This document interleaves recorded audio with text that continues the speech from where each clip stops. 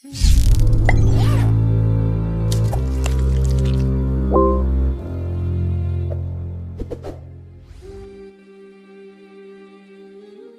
kondisi dunia tanpa setan dan iblis. Sebenarnya kondisi apa yang dialami dunia tanpa iblis dan setan? Banyak manusia berpikir, jika iblis sedemikian jahat, mengapa Allah Subhanahu wa Ta'ala tidak membinasakannya saja?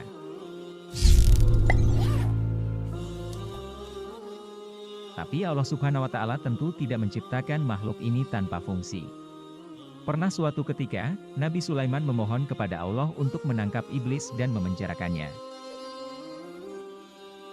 Nabi berharap ketiadaan iblis akan membuat manusia hidup lebih tentram dan damai tanpa dosa. Namun, apa yang terjadi setelahnya membuat Nabi Sulaiman kembali melepaskan makhluk tersebut.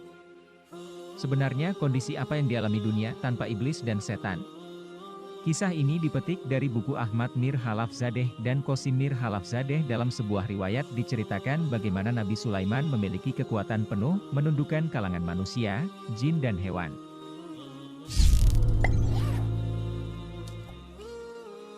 Namun, permintaan ini tidak serta-merta dikabulkan oleh Sang Pencipta. Allah Ta'ala kemudian mewahyukan kepada Nabi Sulaiman, bahwa tidak ada baiknya jika iblis ditangkap atau dibinasakan.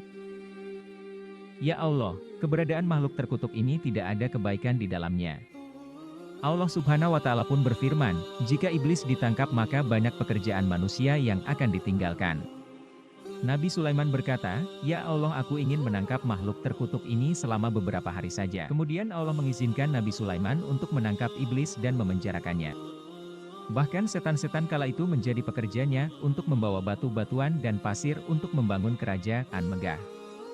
Dituliskan sebuah riwayat saat Nabi Sulaiman memohon kepada Allah agar diperbolehkan memenjarakan iblis, merantai serta mengikatnya, sehingga manusia tidak berbuat dosa dan maksiat lagi.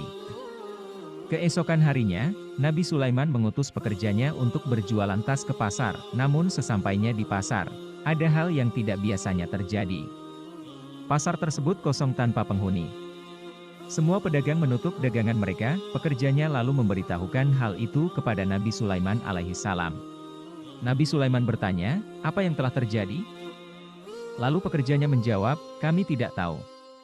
Pada malam itu, Nabi Sulaiman tidak makan dan hanya minum air. Pada hari berikutnya, anak buah Nabi kembali ke pasar untuk berjualan tas.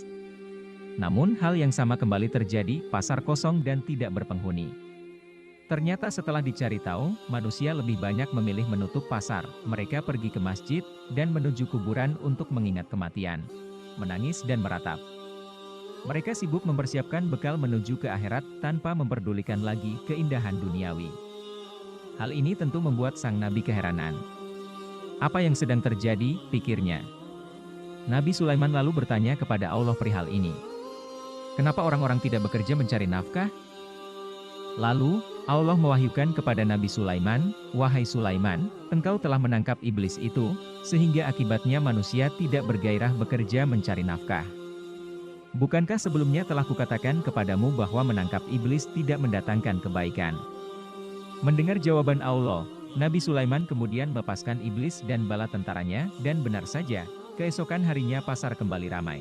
Manusia kembali bersemangat bekerja, mencari harta dunia, untuk makan dan memenuhi kebutuhannya. Jadi jangan berprasangka buruk terhadap ciptaan Allah meski dia kita anggap tidak berguna sekalipun, karena Allah lah yang maha tahu apa yang dia ciptakan.